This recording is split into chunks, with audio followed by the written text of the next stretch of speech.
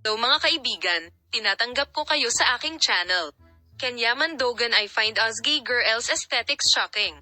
Ang mga detalye sa paksa ay makikita sa aming video. Si Kenyaman, isa sa pinakasikat na aktor ng Turkey, ay muling pinasigla ang mundo ng magazine sa mga nakakagulat na pahayag na ginawa niya kamakailan. Gayunpaman, sa pagkakataong ito ang balita ay lumalabas sa mga nakakagulat na pahayag tungkol sa estetika ng dating kasintahan ni Kenyaman na si Gay Girl at ang bagong emoji. Ang sikat na aktor na si Kenyaman ay gumawa kamakailan ng nakakagulat na pag-amin tungkol sa aesthetics ni Gay Girl at sa bagong emoji. Ang mga pahayag ni Kenyaman ay gumawa ng malaking sorpresa sa mundo ng magazine. Ang pagbabago sa hitsura ni Gay Girl, na sinasabing sumailalim sa plastic surgery kamakailan, ay nakakuha ng malawak na saklaw sa mundo ng magazine. Gayunpaman, ang mga pahayag ni Kenyaman sa isyung ito ay nagsimula ng isang bagong talakayan tungkol sa relasyon ng mag-asawa. Ang matapang na komento ni Yaman sa aesthetics at zoning ay lumikha ng malaking sorpresa sa mundo ng magazine.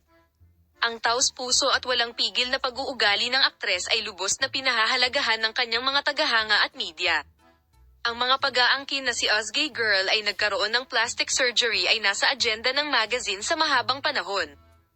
Gayunpaman, ang mga pahayag ni Kenyaman sa isyung ito ay naging dahilan upang mas malalim na pag-usapan ang isyu.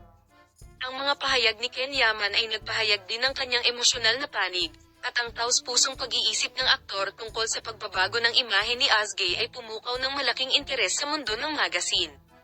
Sa mga pahayag ni Kenyaman, dumami ang komento tungkol sa pribadong buhay ng mag-asawa. Sa kasalukuyan, ang mga pahayag ni Yaman tungkol sa aesthetics ni Gay at ang bagong emoji ay nakapag-isip ng malalim sa mga interesado sa tunay na katangian ng relasyon ng mag-asawa.